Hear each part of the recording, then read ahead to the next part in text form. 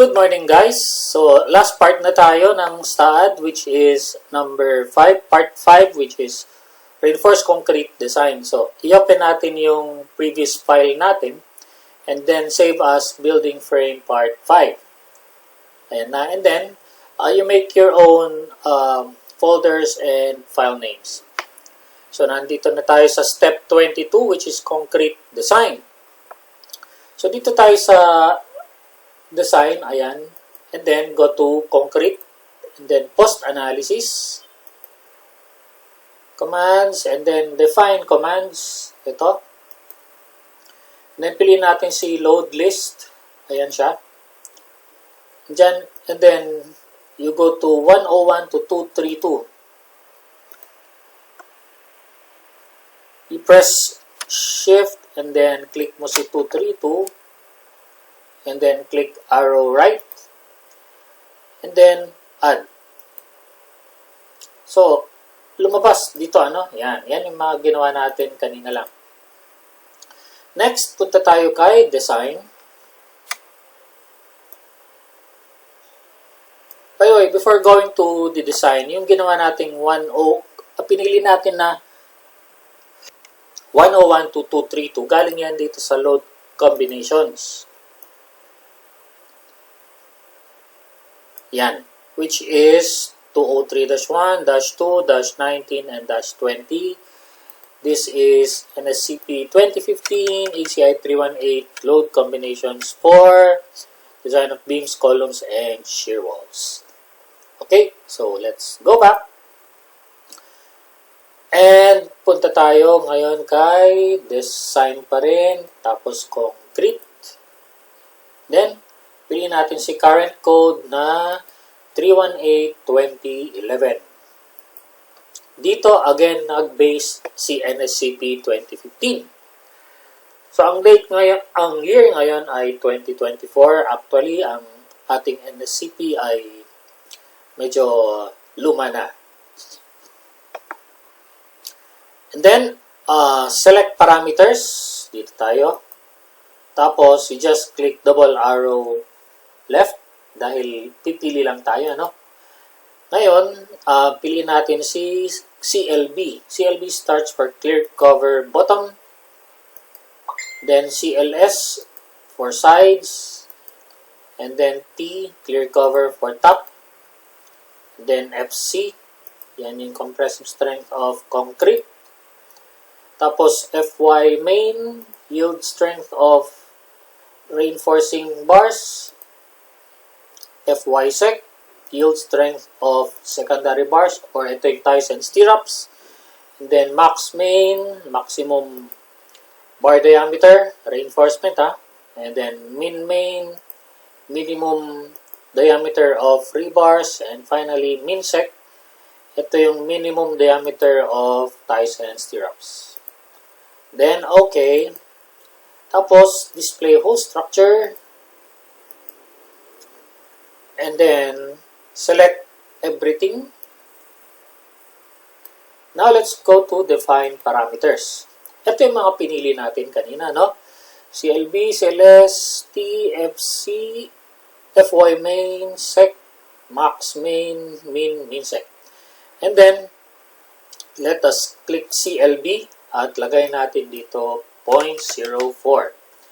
Or that is 40 mm, and then assign, and then CLS.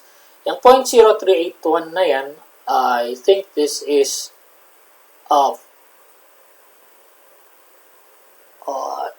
inches yata yan. Kinonvert na lang nila ng meter. And then CLS is 0.04.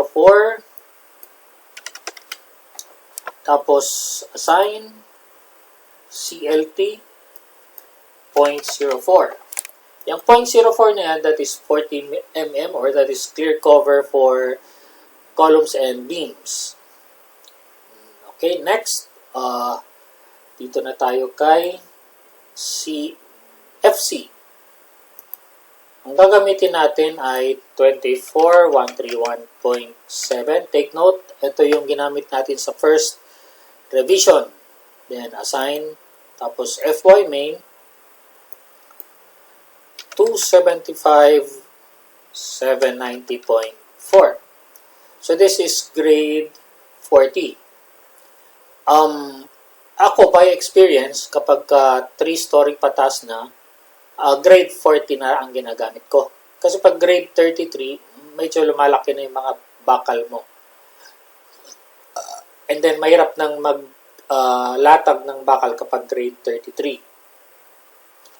Then, i-click Assign.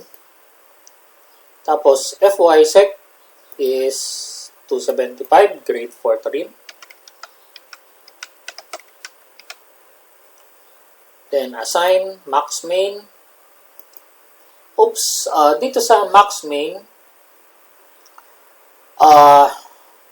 25 lang ang gagamitin natin.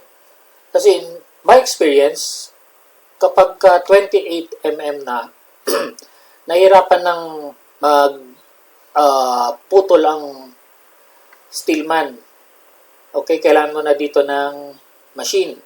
Okay? Tsaka mas mahal ang 28 mm.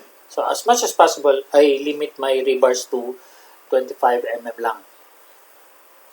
Then you click Assign. Oh, by the way, before doing that, English units use bar sizes, metric units use 6, 8, 10, 12, 16, 20, 25, 28. Ngayon, walang 28 dito, pero kay Philippines, meron tayong 28 mm. So let's limit it to 25. Now, assign. And then, min-main is 16. And then, min-sec is 10 mm. Then, assign and then close. So, i-click natin yan isa-isa. Dapat naka-highlight yan.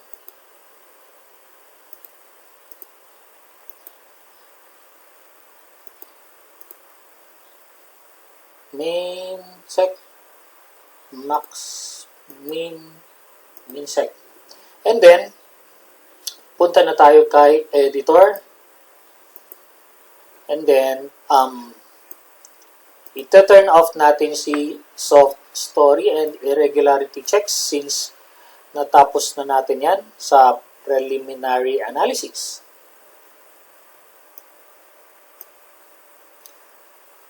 Si soft story, nandito yan kay after floor diaphragm. Yun. Okay? So, gagawin lang natin siyang remarks. And then, save your work. And then the next thing that we're going to do is we will be identifying failed columns and beams. Okay, so punta tayo kay design. Balik natin dyan. Then, kay concrete. Kasi, pag hindi mo clinic itong si concrete, pumupunta siya sa default which is steel. Ayun o, AISC. AISC is American Institute for Steel Construction. Punta tayo ngayon kay concrete. Okay, so pag clinic mo si concrete, nagiging American Concrete Institute or ACI. And then, ang current code natin ay 318-2011. Next, punta tayo kay commands. And then, design beam, add, tapos design column, add. And then, close. And then, dito sa design beam, click mo siya. You click select group. And then, piliin mo si 1F beam. And then, okay. Tapos, assign. Now, the reason we are choosing the lowest beam is, kapag yan ang pinili mo, mas malaki ang contribution niya sa drift. Okay? Kapag ang una mong i-edit, yung nasa taas naman, maliit lang ang change nito sa drift. So, dito na tayo sa baba, una mag-edit. Kasi may instances na kapag sa baba ka unang nagpalit, malamang yung mga members mo sa taas, medyo mag-save na siya. And then, for design column, click mo siya, select group, and then 1F column, tapos okay, and then assign. So this is now our initial design check. Punta na tayo kay run analysis. And then view output file.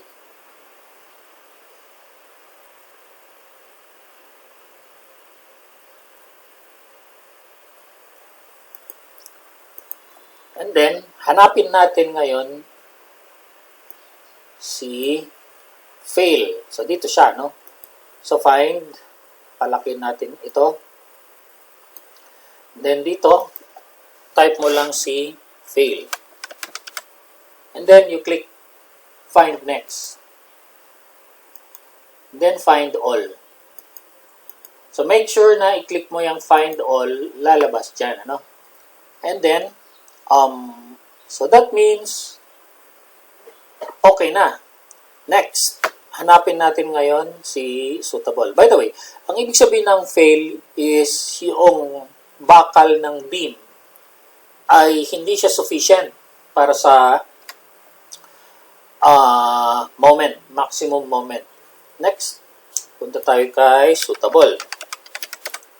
Then, find next. And find all. And then, suitable means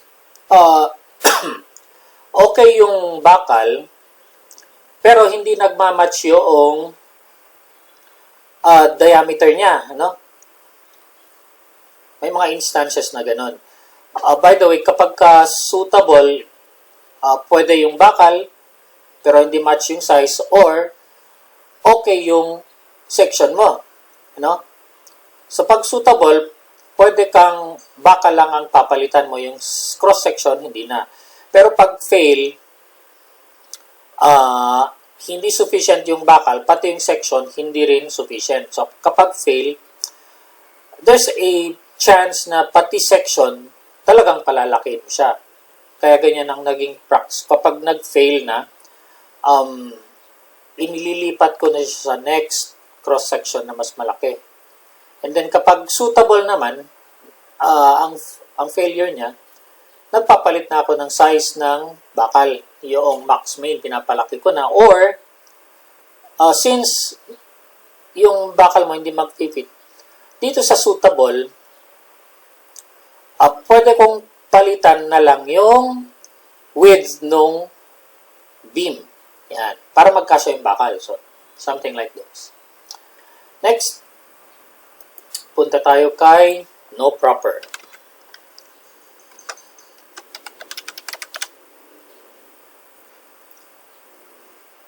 Then find next. And then exceed.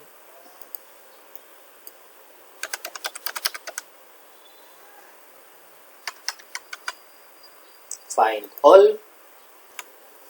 And then exceed. Tapos, torsion value. Itong exceed tsaka torsion value, ito naman para sa mga columns. Okay? So, ibig sabihin nito ngayon, since wala tayong nakita mga failed, yung first floor beams tsaka first floor columns ay okay. So, no fail, no suitable, no proper, no exceed, no torsion value means 1F beams and 1F columns are safe. So, punta tayo ngayon dito kay editor. Dahil mamarkahan na natin siya, no? Gagawin natin siyang comment.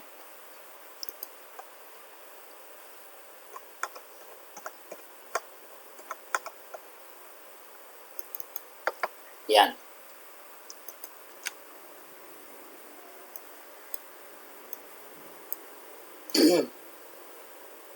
So, Gawin natin siyang comment. And then, ang next na ibibim natin, ay ide-design natin ay patas naman. So, second floor beam. Tapos, meron pang isang beam group, which is 2F stringer landing. Second floor stringer and landing, and then ang design column natin ay 2F column. Then, repeat the same process.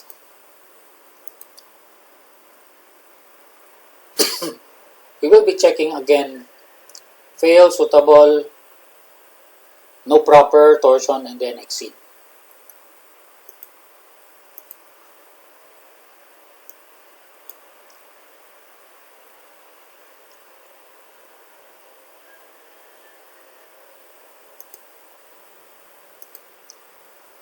Okay, next, punta tayo ulit kay fail,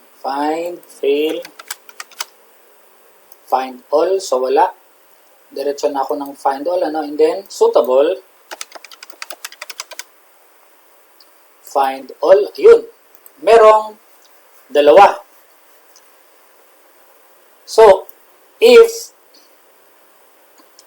tingnan muna natin yan, double click mo lang yan, and meron tayong 2 matches. So, that is beam number 2040. Kaya nilista ko dito. And, pag clinic mo to, that is beam number 2045. So, ang remedy dyan is increase width, meaning max main or section.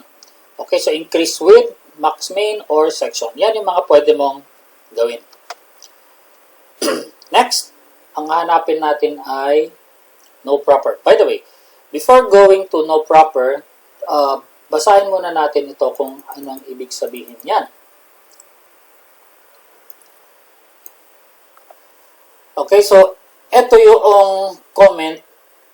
Ang sinerch natin suitable. So ito yon. Okay, so ang required steel is 2143. And then maximum steel permissible, 3564. Ito yung Romax. And then maximum negative moment, wax 169.01. Okay? So, mapapansin nyo, wala siyang bakal dito sa taas. Unlike dito, sa beam number 2039, meron siyang bakal sa taas. Yan. So, ito ang tamang design. Ayun, yung 2040, wala siyang bakal sa taas. Ito yung level 1 at height 62, meron tayong 4 na 25 mm. Ito yun. And this is from 0 to 2250. Ang 0, ito yan sa end up to the other end. End node, no? Start node going to end node. And then, yung 62 mm, galing yan sa baba. Face at the bottom of the beam. So, 40, yan yung clear cover, plus 10, which is the stirrup, ties and stirrup diameter, and then half of 25.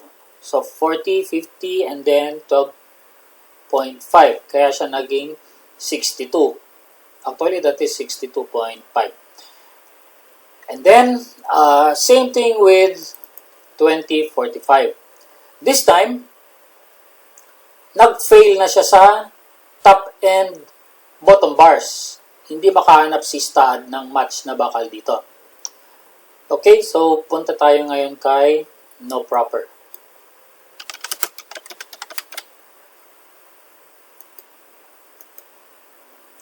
And then, torsion value. and then exceed. Next.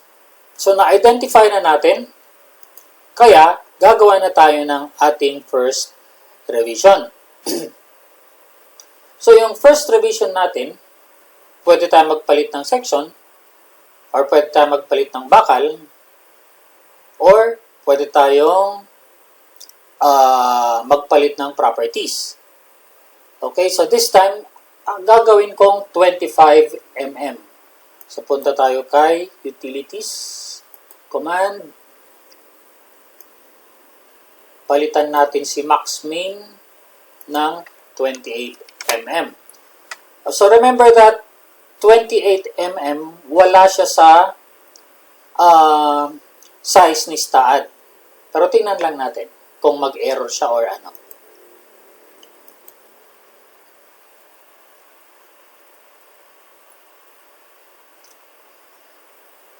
And then run.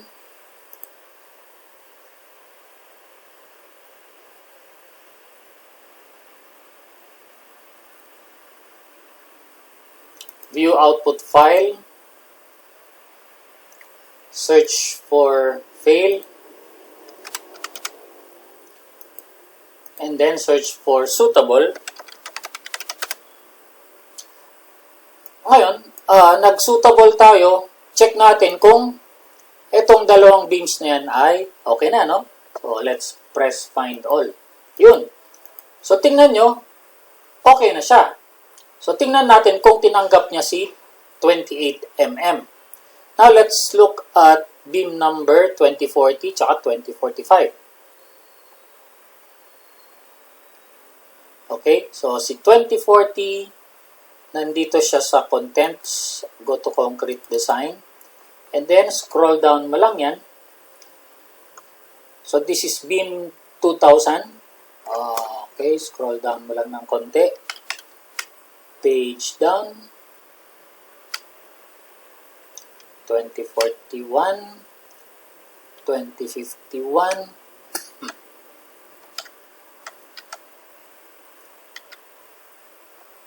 Ayan, 2042 na. And finally, this is 2040. Okay, check natin si 2040. Yun. So, naglagay na siya ngayon ng bakal. Tatlong 32 mm and then apat na 25 mm. Yan. Diyan na tayo ngayon magkaka-issue. Ito, maximum bar size is invalid minimum maximum bar size is specified. So, ang ipinasok natin kanina ay 28. Nag-jump siya ngayon sa 32. Kaya ang nilagay niya dito ay 32. Okay? So, okay lang yan. Let's say, 32 mm ang special order natin. Ano? Yan. Next, punta tayo ngayon kay 2045. So, maglalagay tayo dito ng note.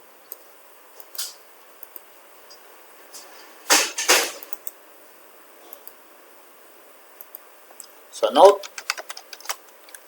use 32 mm for beam 2040 or design manually. Yan.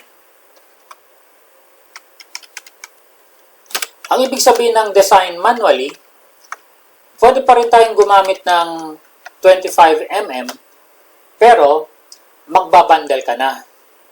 Ibig sabihin, pag didikitin mo na yung mga bakal or pagkapatong na yung bakal natin.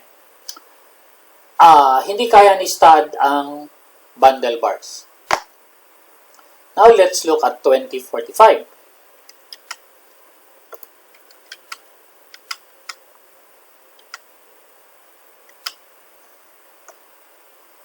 Ayan, ito na si 2040.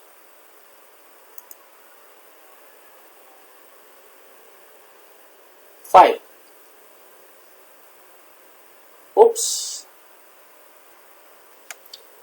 Kay 2045 naman,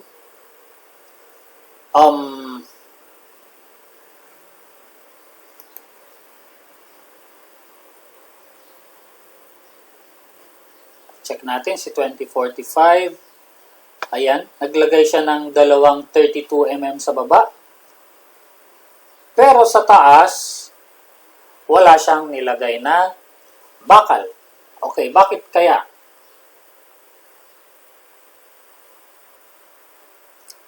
Now, let's look at 2045. Malamang, baka hindi required ang bakal dito sa taas. So, dito tayo. Search natin si 2045. Ayan. Yan siya. Concrete design. Ayan. So, mapapansin nyo na wala talagang top bars dito sa taas. Why? Dahil, etong beam na yan, take note, dinassign natin siya as simply supported beam. Ibig sabihin, zero ang moment mo sa taas. Kaya, hindi talaga siya naglagay ng bakal sa top bars. Okay? Yan. And then, pero sa drawing mo, sa detailing mo, hindi pwedeng walang bakal yan. Maglalagay ka pa rin dyan ng dalawang 16mm.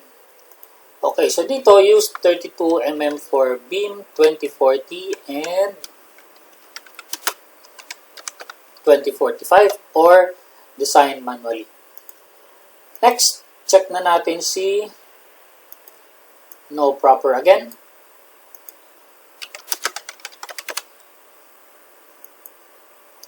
And then, torsion value.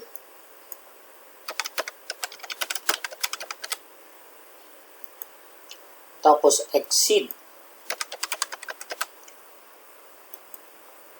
Then, close. So, ngayon, yung pag-edit nitong bakal niyan, 2040, 2045, ide-design ko na lang yan mano-mano. Kasi ayaw ko talagang gumamit ng 32mm. Pero, since 28mm yung initial design natin, ibig sabihin, ayaw ni STAAD, pero sa hardware, meron 28. Okay, so, maglagay tayong dito ng comment. Use 28mm in manual design. Okay, next. So, yung 32mm, ito yung pinasok ni STAAD. And then, balik tayo kay command file. I-edit natin ito. Gawin na natin siyang remarks.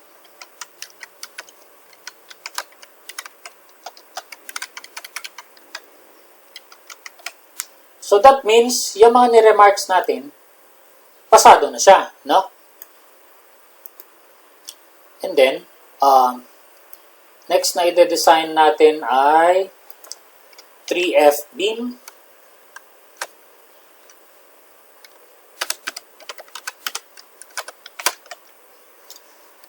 Tapos, 3F stringer. And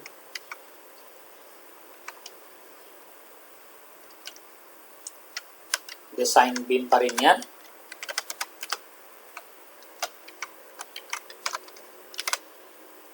Tapos, design beam, roof beam. Yan. So, mapapansin nyo dito, gumamit ako ng small caps. Tingnan natin kung tatanggapin yan ni STAAD. Okay, and then, design column, underscore 3F column. Then, save.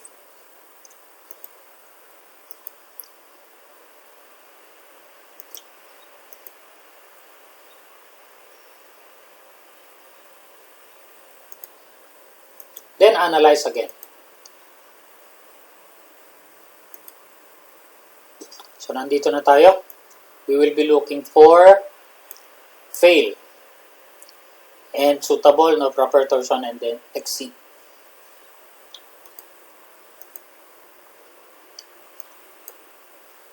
Okay, so find, fail, then find all. Ayun, may isa. So, double-click mo lang yan. And that is beam 3044. So, ito siya. 1 match, 3044.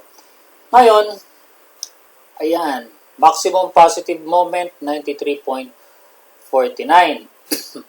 And then, chinek niya kung pasado yung 32 mm. So, hindi siya pasok. Ayan. So, etong 3044, ang i-edit natin mamaya. And then next, suitable. Find all. Then, meron na namang dalawa. And that is beam 3023. Ayan, wala siyang bakal. So, sinulat ko na siya dito, 3023. Tsaka si beam 3037. And then next, no proper.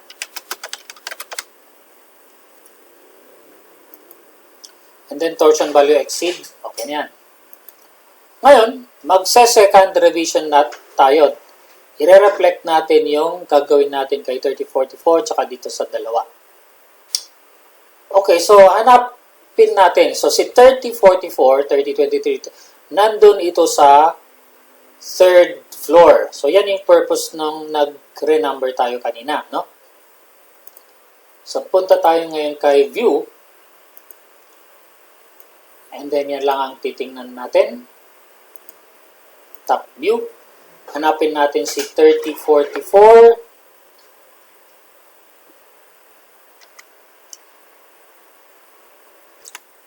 So, punta tayo kay label settings and then beam numbers. Ayan. So, si 3044, ayun siya. So, click mo yan. 3044. And then, alangan namang etong section lang ang papalitan natin. Hindi. Dapat, eto na, yung buo na yan. Okay? So, next, hanapin natin si 3023. Nasaan siya? Eto siya, 3023. And then, papalitan din natin, eto na, yung dalawang beams na yan. Ano? And then, si 3037, eto yon. Yan. Tsaka yan na rin ang papalitan natin. Okay? Next,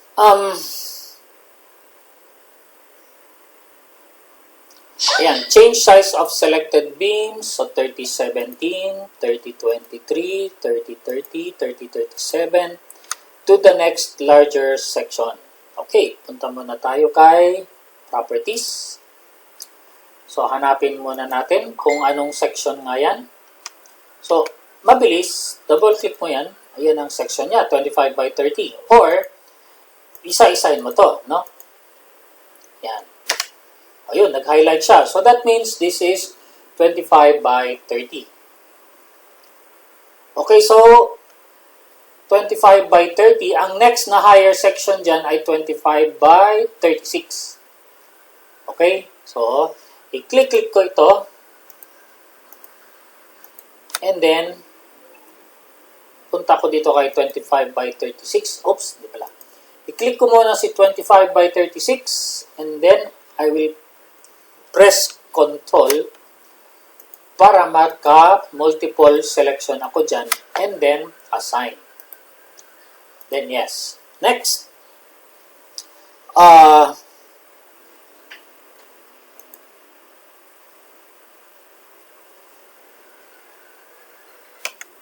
Isali na rin natin si 3044 tsaka si 3051. Yan. So, sinelect ko yan. Then, i-highlight ko yan. Then, assign. Okay. So, pag-click ko yan, highlight na yan. Which is this. 3017, 3023, 3030, 3037, 3044, and 3051. Then, analyze again.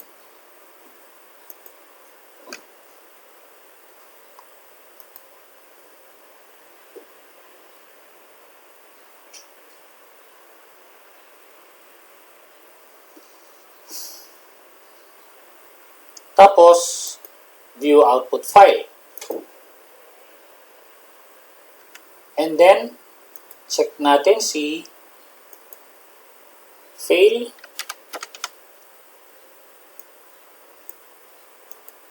So, wala. And then, suitable. Wala na. Tapos, no proper. Wala. And then, torsion value. Find all. Wala. And then, exceed. Wala. So, that means now, no fail, no suitable, so forth and so on, means that the columns and beams are passed. So, i-remark na natin siya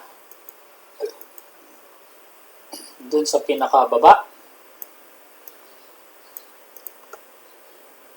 Ayan. So, like so.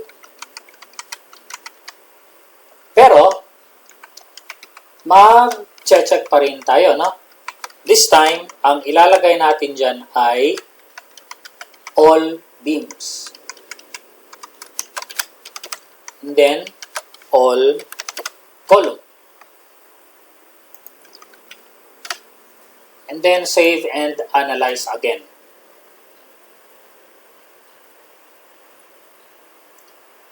So, this time, hindi na tayo nag-analyze per level, kundi pang kalahatan na.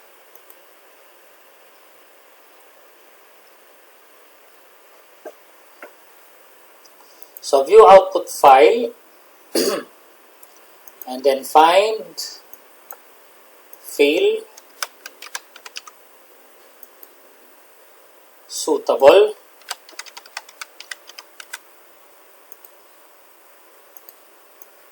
tapos no proper,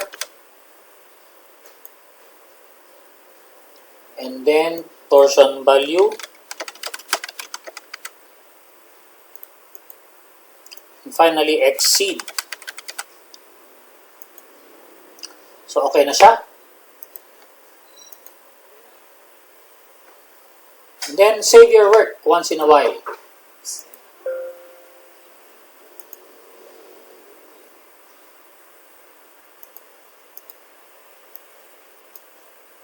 Okay guys, so thank you for listening for now, and after that, irregularity check na tayo.